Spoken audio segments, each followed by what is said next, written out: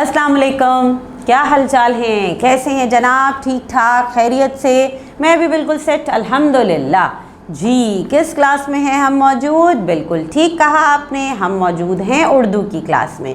और आज उर्दू की क्लास में हम क्या काम करेंगे भाई? हमने जो है अपने सबक नंबर 11 जिसका नाम क्या है, अंजाम, इसकी बहुत अच्छी पढ़ाई भी की और मुझे उम्मीद है कि आप सब ने रीडिंग की अच्छी प्रैक्टिस की होगी। तो आज हम अब क्या करेंगे क्लास में? आज हम इसकी सरगर्मियाँ शुरू करेंगे, यानी एक मश्क मुकम्मल करेंगे इसी सबक से। और ये मश्क है मौजूद आपकी किताब के पेज नंबर 61 पे। किस पेज पे? पेज नंबर 61 पे। तो जल्दी से आ जाइए पेज नंबर 61 पे, ताकि हम मिल के आज का काम कर लें जल्दी से मुकम्मल। तो देखें फिर क्या काम है। जी जनाब, यहाँ पे लिखा हुआ है दर्ज झेल सवालात के जवाबात लिखिए। सवाल जवाब की मश्क है। पहला सवाल पढ़ते हैं, मेरे साथ पढ़िएगा। यहाँ लिखा है एनर्जी सेवर कूड़ेदान में पड़ा किसको देख रहा था? फिर पढ़िए, एनर्जी सेवर कूड़ेदान में पड़ा किसको देख रहा था? अब बताइए ज़रा, किसको देख रहा था? दरख्त को देख रहा था? नहीं। चूहों को देख रहा था? नहीं। अंधेरे को? नहीं, बल्कि दीवार पे लगे दूसरे नए एनर्जी सेवर को देख रहा था। तो हम क्या जवाब लिखेंगे? हम जवाब लिखेंगे इसका कि एनर्जी सेवर दीवार पे लगे नए एनर्जी सेवर को देख रहा था। ठीक है, एनर्जी सेवर दीवार पर लगे नए एनर्जी सेवर को देख रहा था। ठीक, ये हो गया पहला सवाल मुकम्मल। अब आते हैं दूसरे सवाल पे। दूसरा सवाल है हमारे पास, नए एनर्जी सेवर का क्या अंजाम है? नए एनर्जी सेवर का क्या अंजाम है? अब बताइए ज़रा भाई, क्या अंजाम होगा नए एनर्जी सेवर का? जैसे पुराने एनर्जी सेवर का अंजाम हमने देखा कि जलते जलते 2 साल के बाद फिर उसकी मुद्दत ख़त्म हो गई और वो दीवार से उतर के कूड़ेदान में आ गया, यानी पुराना हो गया। अब नए एनर्जी सेवर के साथ क्या होगा? वो कभी पुराना नहीं होगा। नहीं, ऐसा तो नहीं हो सकता। हमेशा जलता रहेगा, ये भी नहीं हो सकता। क्या होगा? बिल्कुल, एक ना एक दिन उसने भी पुराना होना है। तो हम इसका जवाब क्या लिखेंगे? हम इसका जवाब लिखेंगे कि नए एनर्जी सेवर को भी एक दिन पुराना होना है। ठीक है, क्या लिखा हमने? नए एनर्जी सेवर को भी एक दिन पुराना होना है। ठीक है, दूसरा सवाल हो गया हमारा। अब हम आ जाते हैं तीसरे सवाल की तरफ। तीसरा सवाल है हमारे पास कि बल्ब और एनर्जी सेवर में क्या फ़र्क है? बल्ब और एनर्जी सेवर में क्या फ़र्क है? जी, क्या फ़र्क है भाई एनर्जी सेवर और बल्ब में? पता है आपको? शक्लें मुख्तलिफ हैं। हाँ, ये भी है।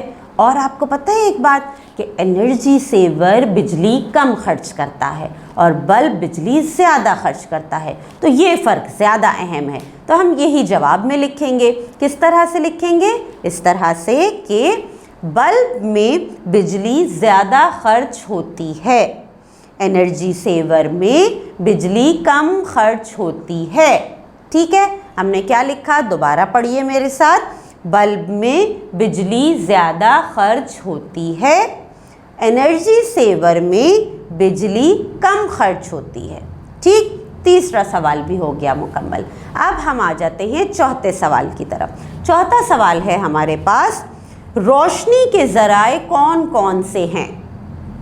रोशनी के ज़राए कौन कौन से हैं? अब ढूंढिए ज़रा, सोचिए थोड़ी देर के लिए, ज़रा सोच के बताइए कि रोशनी किन किन ज़राए से हासिल होती है हमें। लाइट, बिल्कुल ठीक कहा आपने। एनर्जी सेवर हैं, बल्ब हैं, ट्यूब लाइट्स हैं। इनके अलावा भी कोई ज़रिया है लाइट का?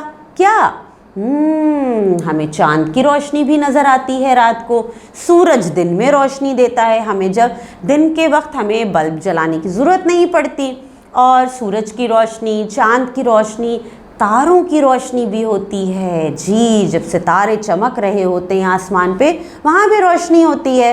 ये सारे रोशनी के ज़राए हैं। मोमबत्ती भी एक ज़रिया है, बिल्कुल ठीक कहा। तो चलें हम इसका जवाब लिखते हैं। किस तरह? इस तरह से जवाब हम लिखेंगे कि रोशनी के ज़राए सूरज, चांद, सितारे, बल्ब, मोमबत्ती, ट्यूबलाइट और टॉर्च वगैरह हैं।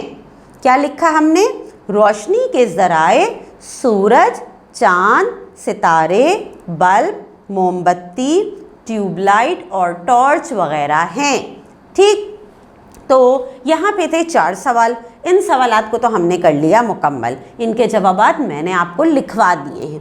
लेकिन आपको पता है हमारे सबक में कुछ सवालात ऐसे भी होते हैं जिन पे सिर्फ हम बातचीत करते हैं और मैं आपको मौका देती हूँ कि आप उनके जवाबात को अपने अल्फाज में कॉपी में तहरीर करेंगे। तो चलें, यहाँ भी कुछ ऐसे सवालात मौजूद हैं, देखते हैं यहाँ क्या है। यहाँ पे पहला सवाल लिखा है, ये आपबीती आपको कैसी लगी? ये आपबीती आपको कैसी लगी? अब बताइए भाई, आपको ये आपबीती कैसी लगी?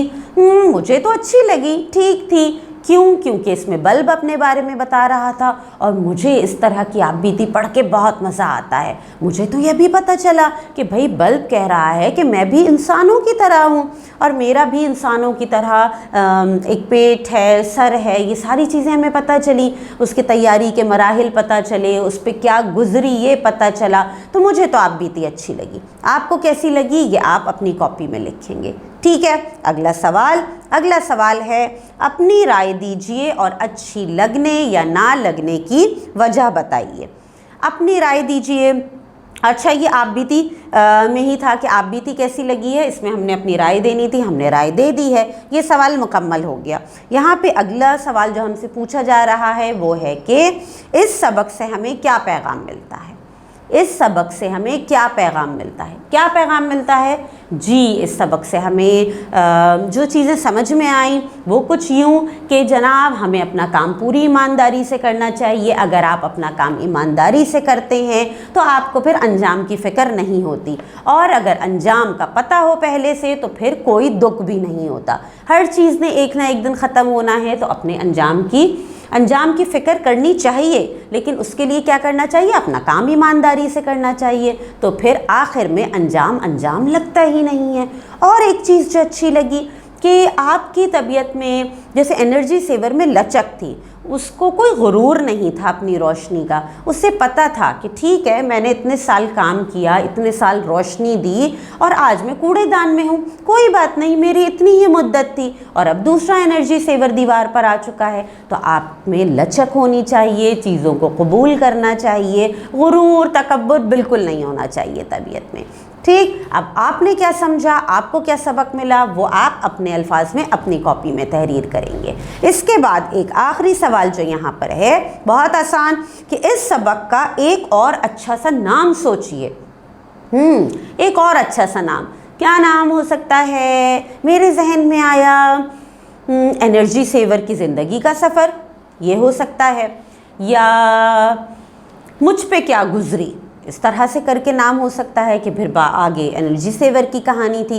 तो भाई ये वो नाम है जो मेरे जहन में आए थे। अब आपके जहन में क्या नाम आता है इस सबक के लिए, और कोई नाम आता है, वो आप अपनी कॉपी में तहरीर करेंगे। अब आ जाते हैं आखिरी टास्क पे कि आखिर में अब काम क्या करना है। आपने ये काम करना है कि जो सवालात हमने आज हल किए हैं, जिनके जवाबात लिखे हैं, जिनके जवाबात पे बात की है, ये तमाम सवाल जवाब आप अपनी कॉपी में तहरीर करेंगे। उसके बाद इसकी तस्वीर अपनी टीचर को सेंड कर देंगे। ठीक है, तो आप ये सारा काम मुकम्मल कीजिए। मैं मिलती हूँ इंशाल्लाह आपसे अगली क्लास में। अल्लाह हाफ़िज़।